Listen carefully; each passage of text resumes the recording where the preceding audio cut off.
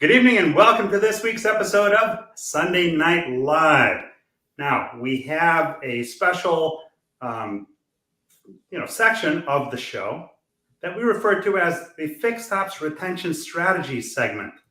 And once a month, we're going to do that with these four gentlemen on the screen here. And it's going to be a Fixed Ops focus on the processes that will elevate the customer experience at your store. So let me just make sure I'm in the right setting here. And what we would like to do is we have some topics. We want to make sure we cover everything. We have a short amount of time to do so. So we want to cover all of the topics. And then after that, we'd like to do some Q&A. So by all means, definitely put questions in the chat. And we will get to all of them, I promise you. So gentlemen, welcome to the show. Good evening, Paul. Good evening. Good evening, everybody joining us. How about a quick intro, one of each, and then we'll kick it right off. Starting with you, Mike. Well, good evening again, and this is Mike Vogel, the Fixed Ops Coach, and I'm happy to be here. I'm happy to be working with Paul, Joe, and Robert, putting together some strategies that we believe will help your dealership improve both your customer retention and the all-important employee retention as well. So good evening. Joe Clementi, Coach Joe. Yeah, good evening, everybody. Coach Joe here. Just thank you for having me. It's so exciting to be a part when we get to talk about people, right? That's the best part of this process is all about people. And to be on with, the Fixed Ops Coach, Mike Vogel and Paul and Robert Sebestyen, what a great time. And I'm looking forward to a lot of really good feedback on the call. So thanks for having me. Thank you, Joe. And Mr. Robert Sebestyen. Hello, everyone. My name is Robert Sebestyen, and I'm with Gravitational Business, where we are pretty passionate about retention, both customer retention and client retention, by creating awesome customer experiences and doing it profitably. Awesome. So welcome to the show, and welcome to those in the audience, and welcome to those that are going to watch it on the replay. So tonight's episode, we're talking about the appointment process. There are so many processes that are important, and it's really important that we nail them all because you never know which one is the customer's hot point.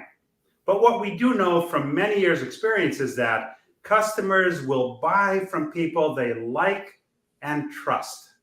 So by going over all of these processes every week, or once a month, I should say, we want to help you with some of the things that, maybe some word tracks, maybe some mythology that you can use to reach those customers at your store. So Mike, let's start off tonight with, how do you think we can earn the customer's trust during the appointment process? What are some of the key things for you? So first of all, as with any process that we put into our fixed operations, you're going to get out of it the effort that you put into it. And I think that's where a lot of dealerships fall short, because they don't take the time to really put in an effective process from A to Z.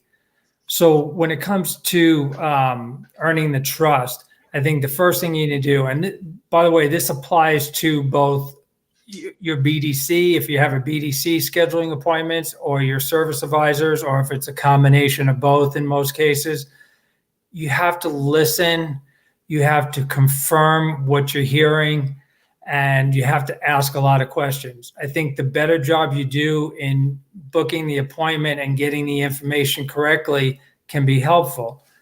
The other thing is that you need to be transparent with your pricing.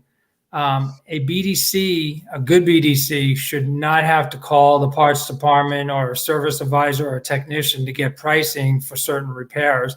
And certainly, at the very least, they have to have maintenance pricing available to them so they can quote accurately what the customer can expect to spend when they come in on their visit. The third thing is talking about the warranty coverage. It's a very simple thing, but unfortunately, us in the industry, we take a lot for granted that the customer knows these things. Why not talk about it every customer, every visit? Don't assume that they know that what your warranty is on it. And then finally, the last piece probably not the last piece, but the last basic piece would be set the expectations for the visit. What the visit's going to look like when they arrive at the dealership. Who are they going to see? How long should it take? All these things are key to earning trust. Now, those are some great points, and to just jump in on some of those, the listen, the ask, and the confirm part, that's important.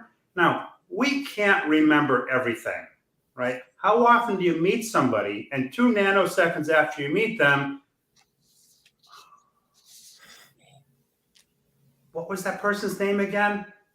So when you're on the phone with the appointment, it's really pretty simple. You've got your pad, write down the information, right? You'll never forget what you write down. And what's key with that is when you write down the information that you get from the customer, it avoids having to ask them again. Because as a customer, there's nothing more frustrating than after I've explained my situation to have to then re-explain it. So that tells me right off the bat, this person's not listening to me. So right off the bat, you set off an adversarial, situation, right? And regarding, I'd like to add one more thing. I'm sorry to cut you off. No problem. I think most stores in today's world probably have a BDC scheduling most of the appointments within their store. Yeah. For the life of me, I can't understand why they wouldn't train the BDC people just as thoroughly as anybody else that's going to be touching a customer, listening to a customer, helping a customer. And really, you need to look at the BDC as a possibility for your future service advisors. Think of it as a bullpen. If you develop a good BDC person that's got good customer skills, good listening skills, good question asking skills, and they learn the business, there's your next service advisor when you need somebody on the drive. Yeah. Assuming that person wants it and they're qualified to do it. But you got to put a lot of effort into everything you do when it comes to processes. And if nothing more, do the process thoroughly, do the training thoroughly with everybody that's involved with it. Otherwise, you're going to get half-assed results. Yeah, no, there's no question about it. And regarding the pricing transparency, a lot of stores in their schedulers, good stores, they put their scheduled maintenance items on there, right? If somebody's going on your scheduler and they want to schedule a service, let's say everybody thinks they need an oil change, right? Somewhere along the line, somebody convinced the public that all their car ever needs is an oil change, when your cars really need more than that. So successful stores on their scheduler will put at 30,000 miles, this is what your OEM recommends. It's not, we're trying to sell you something. No, it's what the person that built your car says should be done to get the most life out of your car. And if there are any optional items, wiper blades, things like that, right? Now the customer can pick what they need. And if they see the wiper blade on there, oh yeah, the last time it rained, my wipers weren't so good, because these are all the things that people forget. And as far as warranty coverage, another great point, Mike, because sometimes something might be covered under warranty that a customer doesn't know about. You talk through that with them, you're the hero, right? It's pretty simple. And as far as setting expectations, key. The fear of the unknown will crush any possibility of purchasing anything, all right? And to your point, a lot of stores, especially successful ones, use a BDC. But how many stores introduce the customer on the sales to service handoff to their BDC? I haven't met too many, but I have a short 57-second video that explains, I had an interview with a dealer, and this is their process, and this is why. Check this out. Once the vehicle is sold, we make the customer's first, the salesperson makes the customer's first appointment. They introduce them to service, they introduce them to the BDC, and the BDC makes... They introduce them to the BDC? Yeah, because the BDC we have in front, in the front counter. When you walk in, the lady sitting there, as you've seen the video, Yeah. She is now right there calling customers and making appointments and answering phone calls, and so introducing to them, explain the concept of BDC, and so the customer already knows that, hey, if you call an advisor, it's probably going to be too busy to give you an appointment. So the BDC makes the appointment, so the BDC, and we send emails informing them how the process works. So once they come in, it's the first day we give them extra attention to make sure that they know, okay, this is where the service drives work. What can you expect today? You lay it all out for them in advance. In advance, yeah, exactly. Now that's beautiful. That's a dealer I interviewed in Aruba. Who is that young guy there interviewing him? This guy. It's amazing. It's a little sunshine makes you look a whole lot younger, right? Yeah. No green glow. But they introduce him to the BDC and they explain why, right? So the customer knows the service advisor is busy. We're all shorthanded. We all are. So if the service advisor doesn't have to field as many phone calls, guess what? They're better able to advise on service. So brilliant stuff. Now, Joe, during the appointment process, how do we show value to the customer? I want to pivot for just a moment. It comes down to exactly what Coach Mike said. It comes down to the learning and development phase of the process. Listen, if you've been to Chick-fil-A, they are no accident that they say, my pleasure. It's not an accident. Everything that they do, they literally built a school for their trainees to go through so that everyone could go through the process, and rehearse it so then it's authentic. So when we're talking about value, we really have to get back to the concept of understanding the value is related to the connection of two people, right? 100%. Value is the absence of value is only present when price is only an obstacle in the absence of value, right? Is what I really wanted to say. But it comes down to process. And the more you can practice, the more you can rehearse, the more you can get down your fundamental core values, the more easier that transition happens, right? So when we talk about that client experience or the interaction with a client, we can think of 4 or 5 things, but things like offering options, giving the client multiple choices, not too many, right? Because then there's the paradox of choice where they can't make a decision, 1 or 2 choices, right? Be very clear about what you're offering them and at what value. Make sure that you're price guaranteeing that, because again, in the back of a client's mind, there's often, hey, can I get this cheaper? That's today's marketplace, right? So if we present enough value, then it's much easier for the client to receive that. And again, you also have to emphasize your OE parts, right? Your OEM parts. You have to emphasize that you have certified technicians, all the skill sets necessary to deliver the value in the context of it.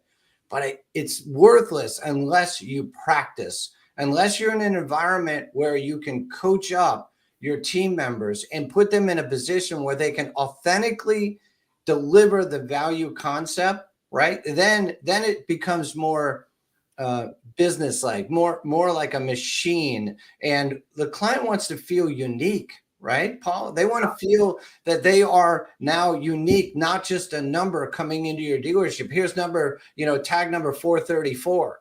They want to feel unique to that. And again, if you think about Chick-fil-A, they don't call out number 434. They say, Paul, your meal is ready. There is a reason for that, right? And they drill in the whole context of the experience that client is going through. And I think those are really good points, but it really comes down to that connection between an authentic connection between the client and the person working at the dealership.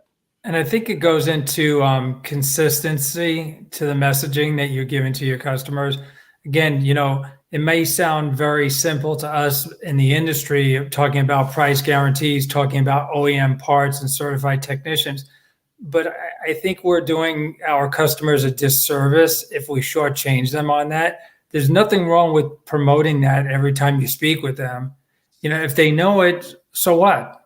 But if they don't know it or if they've forgotten about it, that's a win.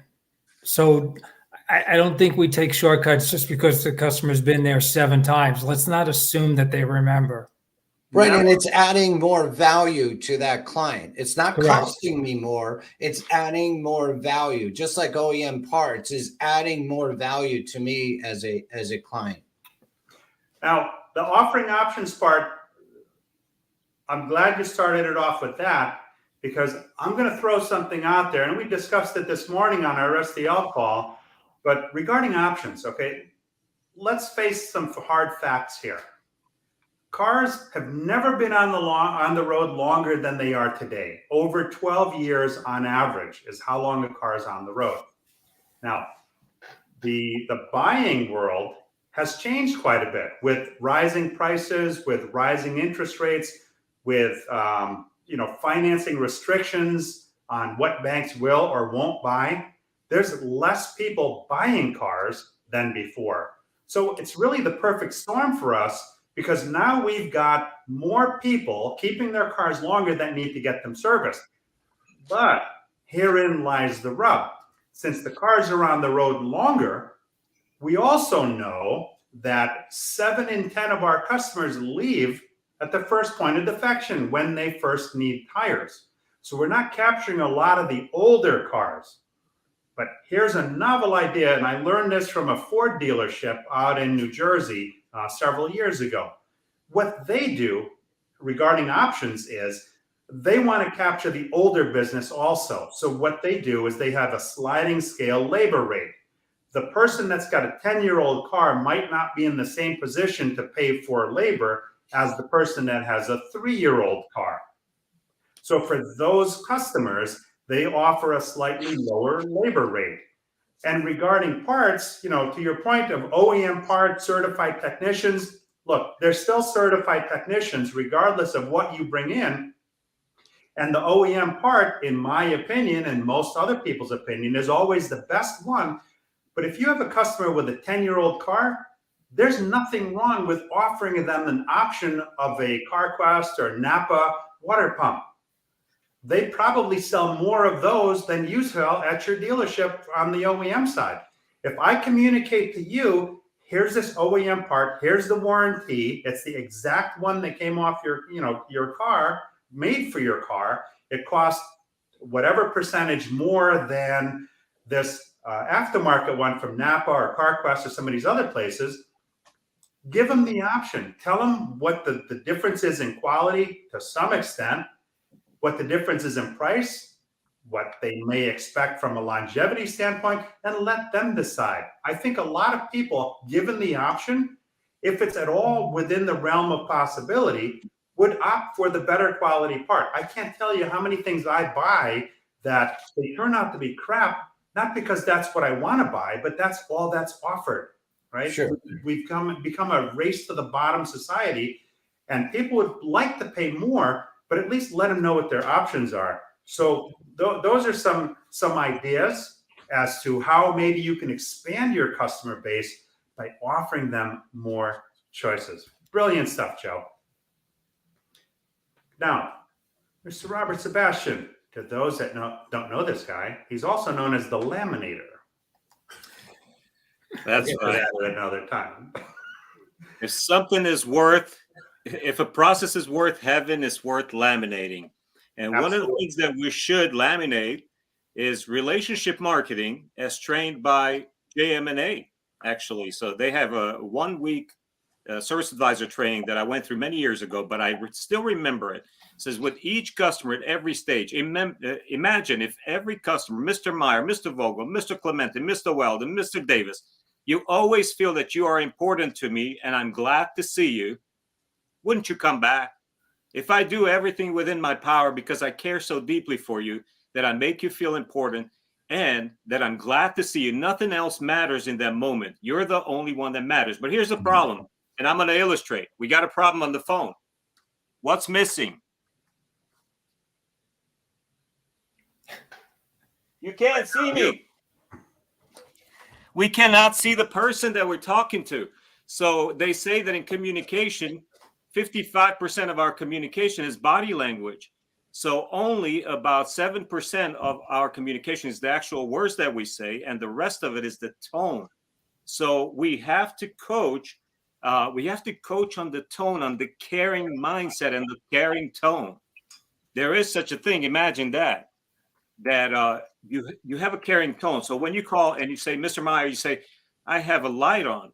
I'm calling because I have a check engine light on. Then you have to ask the questions. Is your light flashing? Do you feel safe to drive the vehicle? Now, we can tell you the vehicle is safe to drive, but I want to make sure that you are at ease. We want to make sure that if you don't feel safe, if there's a tire issue, tire condition, you're hearing some weird noises, we want to make sure we get the vehicle towed in so that we put you at ease and we set you up with our shuttle service. We have plenty of options with Uber or some of the other transportation options, or a loaner if that's the case, right? But you've got to train on the caring tone. Over the phone is even more important than in person, but it's very important in person. I mean, come on, your day is going to become really, really bad if you're going to approach a customer in any other way than really caring. So think about each customer as if your mom, dad, someone you really love, your sister, your daughter, depending on the age. So I put myself in that. If a person about my age, that's about a good friend, right? If it's someone that's older than me, I'm thinking that could be my grandpa, my grandma, someone I really care about. And that's how I approach them. And those things that you were talking about, Paul, that given the option, we can show the option and obviously build value with talking about we price competition. Now, today, there are services that do that for us, that we automatically make sure that we are in the range. So I just want to let you know, if they ask the question, well, isn't it going to be more expensive if I come to you? Well, we price our competitors. We make sure that we are in line. And guess what? We are in line. Research shows we are in line. Often our pricing is lower than when you go to the aftermarket and they sell you aftermarket parts. We have confirmed this over and over again.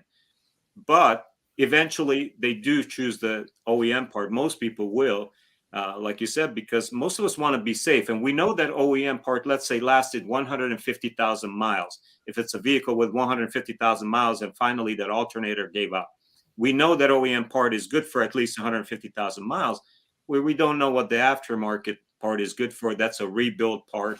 So sure, it's going to be a bit less expensive. But the body language is missing. Because of that, we have to be very vigilant. If you have a BDC, the BDC manager has to coach. And we know Martha, our friend Marta Alvarado, she says she'll remove a person out of the environment from the office if their attitude is not ready to pick up that phone. They will not be answering the phone until they can get into the right caring mindset. And a couple of other things that you want to keep in mind is, as it relates to convenience in the appointment process, what are your hours of operation, right? Are you open when you need to be? Have you gone to split shifts if need be, right? Not everybody that's working a full-time job can get to you by 4:30 or 5 o'clock. For a lot of people, that's just not reasonable. Or other times where they have a lot of service, maybe it's a capacity issue, maybe it's an organizational issue, but they can't get to everybody. So now the appointment times are scheduled so far out that, the customer may schedule that appointment, but how many of them are going to keep it? Because let's face it, if I have to wait a month to come to you to get my car serviced, guess what? I'm not going to wait for you. I may make the appointment. It's no different than when you go on a Friday night, for the weekend, you book 3 or 4 different restaurant appointments while you decide which one to go to. You go to one, but the other 3 are kind of left in the dust, right? So, Paul, to this point here, appointment success has to do a lot with shop capacity. You have to have capacity. If we don't have capacity, our customer base is slowly eroding, and sometimes it's fast eroding, because people will go somewhere where they can get the service done, especially in the middle of summer. If we're talking about AC components or tires that are worn out that we probably should have sold last time they were in, but we didn't. Now they're coming back and they want to get them done. Now it's an emergency. If you don't have capacity, you've got to get the capacity. If you're 2-3 weeks out, you need an extra technician. Well, Not easy, but you got to get it. I think when you're talking about appointments and capacity and shop loading, I think, it's like a game. The pieces are constantly be moving, and anybody that doesn't have somebody focused on that. So there's several people, there's the BDC manager, there's the service manager, there's the shop foreman or dispatcher or team leaders, whatever it might be. But I think you have to make adjustments as needed. But to your point, Paul, about, booking way out, you have to find a way to get that work done.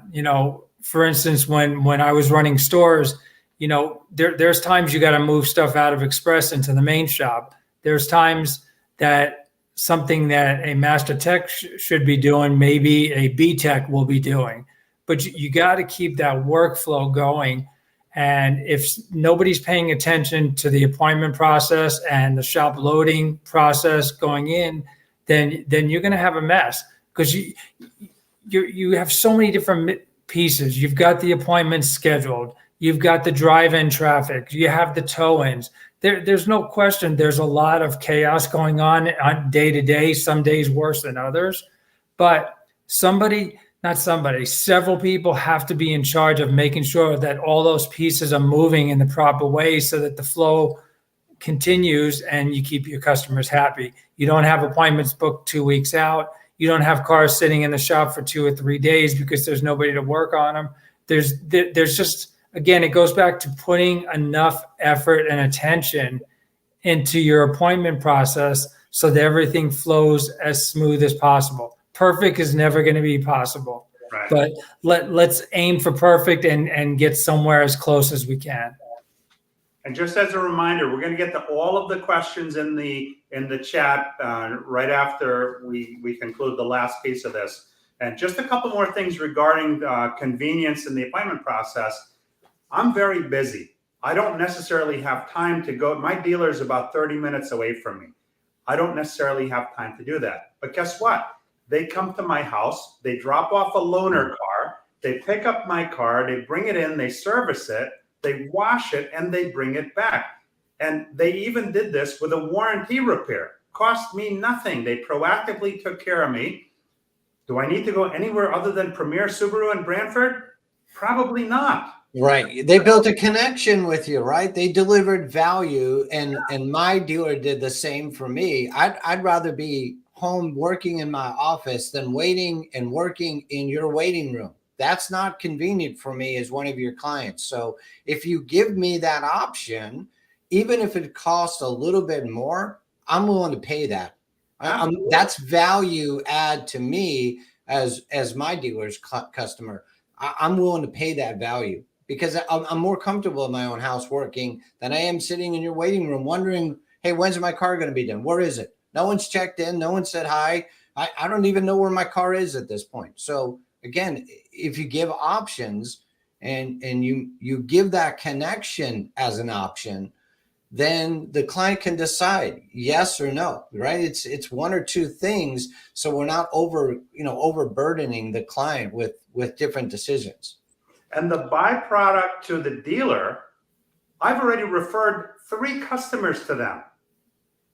Okay, they don't have to ask me for referrals. I gladly give it to them because I want my friends to have the same type of experience that I have. And then the last piece of the convenience piece is mobile service. I think that's one step above even the drop off and pickup, right? There are some dealers, Ed Roberts among them, Mark Mickens, when he worked at the Mercedes store, they offered mobile service. What's better than somebody showing up at your house to service your car? Because let's face it, there's not a lot to service when you're maintaining your new car today. There's a oil change, a tire rotation, there's not a whole lot there.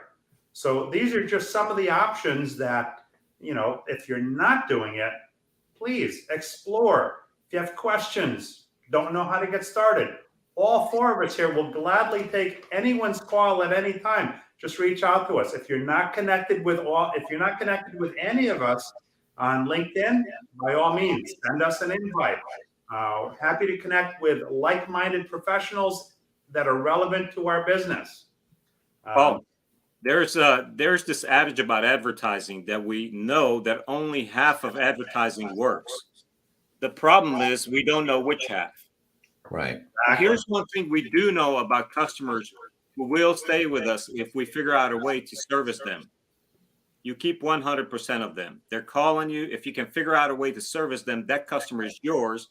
That money spent on that delivery driver, the whatever time you send one of your guys, even if you're not quite set up yet, you can send a detailer who's not quite doing anything at the moment, or one of your loop techs who maybe has a slower time, if you've got that. Or the service manager can jump into a car if it's one of those situations. Go pick up the car and drop off the loaner. But that customer is yours for sure. Whereas advertising money, only half of it works, and you really don't know which half. And it's expensive. So how can a positive service appointment experience contribute to customer retention and satisfaction? I think we've covered a lot of those points. Well, let's go into the chat, make sure that we haven't missed anything. Let's see. Jerry Davis, Brian Cates, Mohammed Faisal. Hey, it's Monday morning in Pakistan. Thanks for joining us. Thank you. We have people join from all over. And Michael Weldon on the West Coast. Lamont Harris, good evening. Love this panel. Spent one-on-one with 3/4 of you. Tons of wisdom. Thank you. And my good friend Ed Chipolowski, good evening. Michael Weldon, commentary spot on. You need to make sure information is thoroughly recorded. You'll never forget what you write down, right? And there's nothing worse than having to repeat yourself. Michael says, emotional connection is so important. It's when we feel valued. That's when we want to engage. If we don't feel valued, I did a poll. More than half of the people that didn't feel that their opinion was valued or that they were valued, they disengaged. It's no different. And I wanted to do that poll just before the show, just to kind of take a pulse of what others out there were feeling. And it seemed to coincide with everything here. We've got Freddie Trujillo.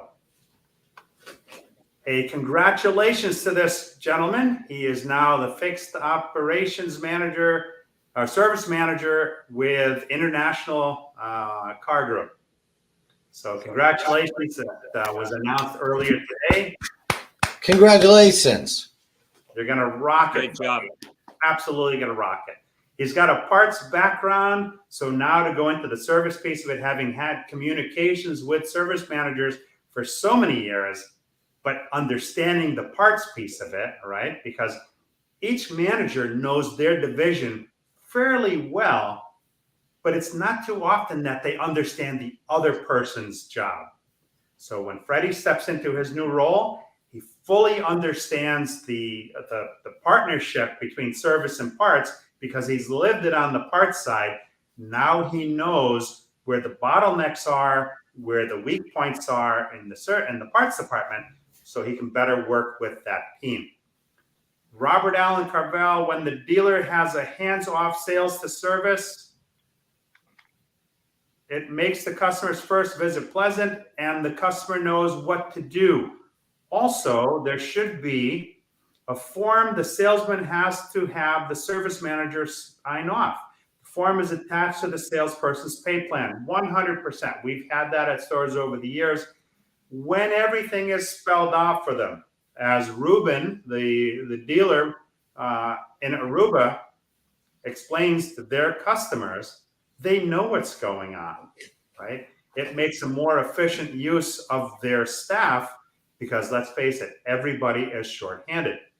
Jerry Davis says it's all about perception. If they don't see the value or feel valued, they will go somewhere else and get it. All about helping them make educated decisions about how they need to take care of the vehicle. Right on. Anybody Right on, Jerry. comment? Right on.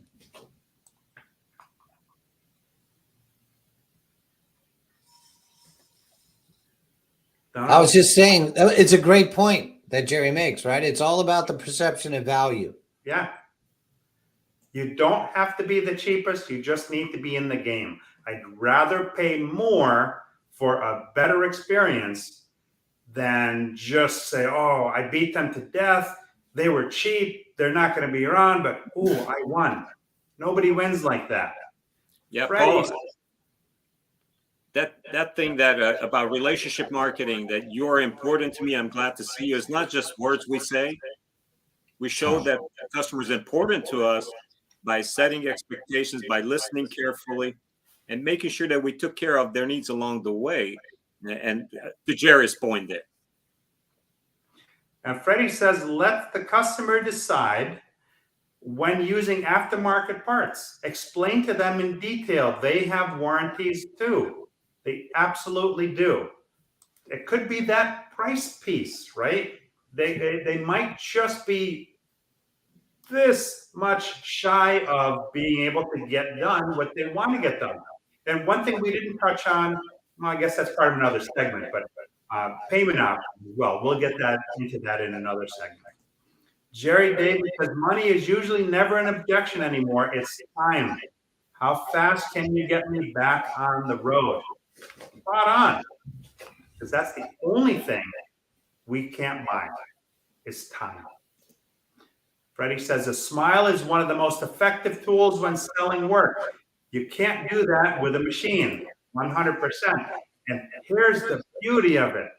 To Robert's point, 55% of the communication is body language, but you don't have that on the phone. You know what does translate on the phone that you can't see, but you could feel? A smile. Authenticism. Yes. Being authentic is the key. And if, as Robert said, if you genuinely do care for your client, it's going to come across. Likewise, if they're just another number in the sum of your day, that's going to come across as well. So it is about that authentic relationship. And the smile, they can see that on the other end of the phone. It's amazing how that works. Don't ask me how. I don't know the neuroscience behind it. All I know is that shit works. Lamont Harris, just not too many options. As Coach Joe said, make it easy. I have a hard time picking a movie on Netflix. Just too many to choose from, LOL. Now Netflix recommends my movies. Somehow I now feel less stressed about finding a great choice. Make it easy. Everybody wants to be guided through the process by an experienced professional that cares and knows, right? Not too many options for sure. One or two options. That's really all you need. They're going to pick one of them. Can I say something to this point here? In an import store with a good process, it's quite easy. You look up the service history, and if the vehicle is right at 30,000 miles, you can say right on the phone, say, yes, ma'am, you are right at 30,000 miles, and there is a service recommended by you at this mileage. That service takes about 2.5 to 3 hours to perform. You can summarize the items. And would you like to go ahead and schedule that so we can allow the right amount of time for it? And half the people will just say yes. And the other half might just say, well, I just want to do the oil change service. It's all right. That sounds great. And you get another shot of them when they come in. But a good process, you go ahead and schedule. Then, of course, if you see recalls, you look up recalls. Then you say, by the way, your vehicle has a recall. We'll go ahead and take care of the recall and no charge for you. And again, the time. And then you can talk about needs for shuttles, for loaner. But yeah, not too many options. 100%. Keep it simple. Ron Usher, my favorite retired tech. When you remember the name, you tell them the recalls they need. When you tell them it's covered under warranty, you gain their trust. You don't have to sell them something all the time. Trust will make everyone happy. And that's another great opportunity. When everybody's complaining about their RO counts being low or being down, why not explore recalls? Who wouldn't want to get a phone call? Hey, Robert, I'm reaching out to you because there's a safety recall from the manufacturer on your brakes or on your shift lock, whatever the case may be. We'd like to offer that repair for you at no charge. We do have the party stop, and we can get you in as early as Thursday afternoon. Would that work for you, or do you have another time need? That absolutely will work for me. And can I offer a word track here that works really well? When every now and then you'll have a customer say, "Oh, another damn recall. This vehicle's a piece of junk." Some people think that a recall is a bad thing. And it's a good way to reassure the customer, it used to be that manufacturers could let you drive a vehicle knowing there's something wrong with it. But nowadays we are proactive. So we're taking care of issues before they become something, a safety matter. So let's go ahead and take care of that for you, so you don't have to be surprised by a latch that won't allow your door to open, or whatever the case might be, the recall. And customers immediately are at ease when you tell, hey, it's a good thing. Recalls are a good thing. That means the manufacturer is proactive. They really care about you. And we're calling you because we care, and we want you to go ahead and take care of this before it becomes an issue. Right. It's what they read on or hear on the news that gives them this perception that recalls are all bad, right? Oh, yeah. They play that scary Star Wars music in the background. Oh, this car, Kia is recalling 100,000 vehicles. Be scared. So what Ron Usher says is exactly right. And those of you that know me pretty well, the 3 words that we talked about as part of the service department process really apply, in my opinion, to every process that we do for our service department. And that is trust, value, and convenience. If you start out building a process, whether it's a service appointment process, service reception and write-up, multi-point inspection, vehicle delivery process, whatever it might be, if you go into it and make sure that everybody understands how they're going to build trust with their customers, how they're going to show value with everybody, and how it can be convenient for them, and do it consistently, that's going to be a win-win for both your employees and your customers. And again, there's no shortcuts in this game, and that really applies to any business, not just the car business. But don't take shortcuts when it comes to the service appointment process. You got to build it out, and you got to spend the time, and you got to constantly be tweaking it and making it better than what it is if you want to have a successful business. And that's where some dealerships and some fixed ops departments fall short. They just don't put the time and effort into building it out the right way so that you get the end result that you're looking for. Yeah, to Coach Mike's point, if you think about the context of the triangle, right? Trust is its root cause. That's everything is built around trust. And so when you start thinking about what that experience is supposed to be for your customer, how many stores have built a process map that says, we do, from Mike said it earlier, right? We start here from A to Z. This is our process, so that anyone joining the team understands how the process aligns with the core values. Too many times we experience it where we're hiring a need and that person comes in and it's plug and play. We talked about it the last time. A technician is hired like he is the person we're looking for, and we never teach them anything. We don't onboard right. We don't teach them our core values. We don't bring them into the mission. It's, you're a technician, turn wrenches. But when you make the connection as a dealership, when you start building a process map that defines how to get from A to Z, like Coach Mike said, the value context triples. You get more people that understand your values as an organization when everybody understands it, when it's less transactional and more connection based. And you know what? If you train your team properly, I mean, we bring in express entry-level technicians because we want to build our future technicians for growth in the shop and replacement as needed, but mostly for growth if we're doing a really, really good job. Yeah. Why not treat the BDC the same way? Why would you not want to train somebody in a BDC position to be a future service advisor? How easy a transition would that be for somebody that already knows the store, is familiar with the processes, and already has proved themselves of worthy of taking care of customers in the right way, so that they're going to be successful and the customers are going to leave happy and we're going to retain them. Because the whole point behind our shows every month is retention strategies. We're looking for ways to retain more customers. And it really, there's no easy solution and there's no shortcuts to get there. We got to put in the work to make it happen. And to Robert's point about being scary when it comes to recalls, it's all boils down to communication. Make it relatable. These are updates, really, is what they are. And we're used to updates as a society. Your phone is updated all the time. They're used to updates. Your computer is updated all the time. They're used to updates. So if you communicate it effectively, hey, there's an update for your car that will improve your safety, that will improve your fuel economy, whatever the case may be, if you communicate that effectively, they will understand it and they will want to get it done. It's oftentimes when it's not communicated effectively is where there's hesitation.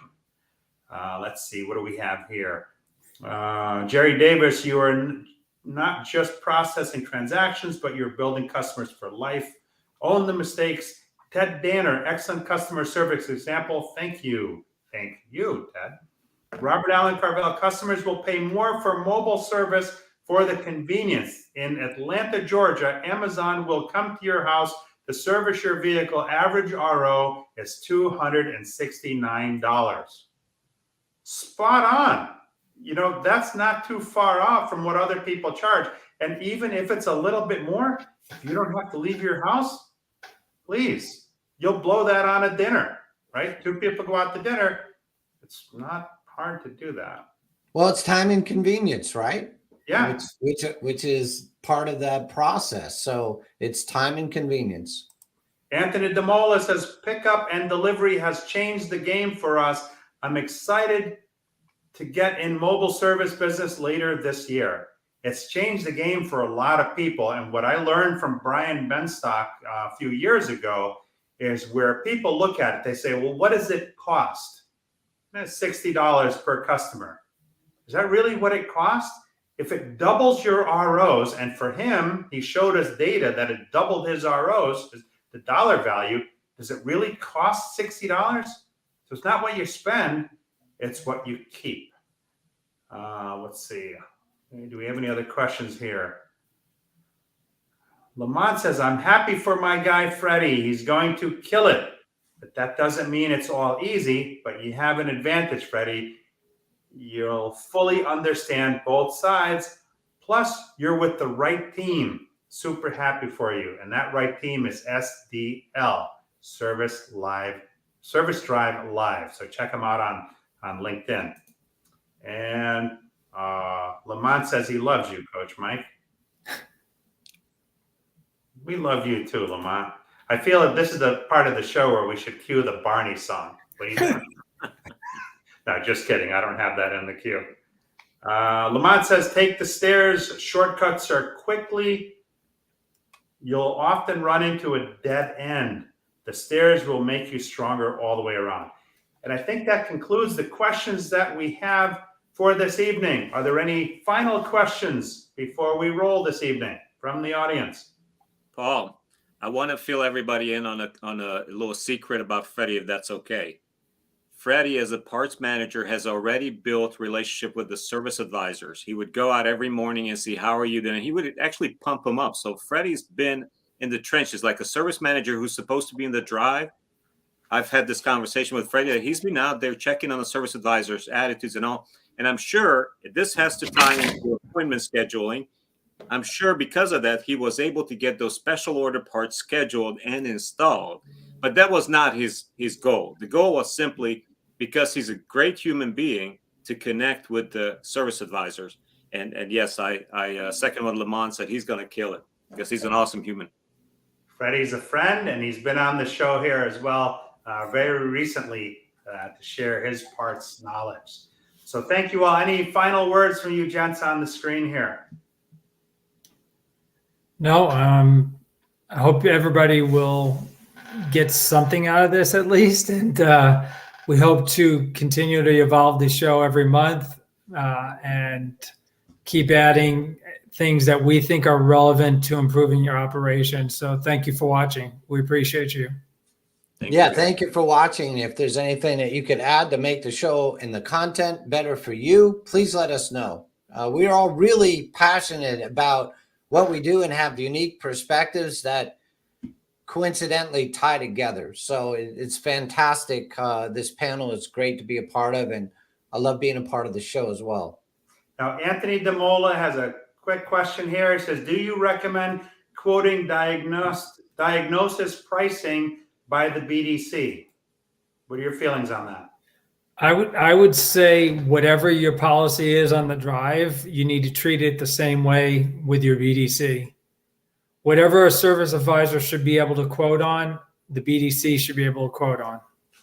I agree with Mike on that. They're an extension of the drive. Yes. Absolutely. Any final thoughts on your part, Robert?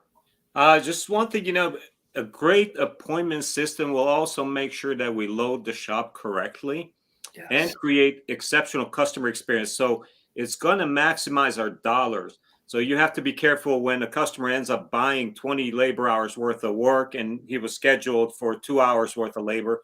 Then what are you going to do? You have to set that aside and set new time expectations for that customer, arrange for a loaner. It's a lot cheaper to pay for a rental than to blow up your entire schedule. And they say everything's funny when you're making money. You should be making decisions out of abundance, not out of scarcity. So it ties into customer satisfaction. You want to be making money, and a great appointment scheduling system will help you do that, allow room for emergencies. And when something goes sideways and you have to make a decision to charge something to policy, you don't think about it twice. Do the right thing quickly, because you use your appointment system to load that shop in a way that makes the technicians great income, keeps your customers exceptionally satisfied, and returning for more every time they need some servicing to their vehicle. And Joshua says, if the BDC doesn't have the same info as the drive, your appointments are doomed to fail before they start. 100%. To the show. Yep. So thank you, gentlemen. Thank you to those in the audience this evening, and thank you to those that watch it on the replay. We hope you get a lot out of it. Connect with us if we're not already connected. And if you have questions, everybody always remembers what they forgot to ask when they had the opportunity to do so. The beauty of this is that it's the internet, so it lives on forever. You feel free to either reach out to any of us or put it in the chat. We will respond even after hours. So thank you again, and thank you to those watching on the replay. Have a safe and successful next week, and we'll see you on Sunday Night Live. Thank you for watching. Thank you all very much.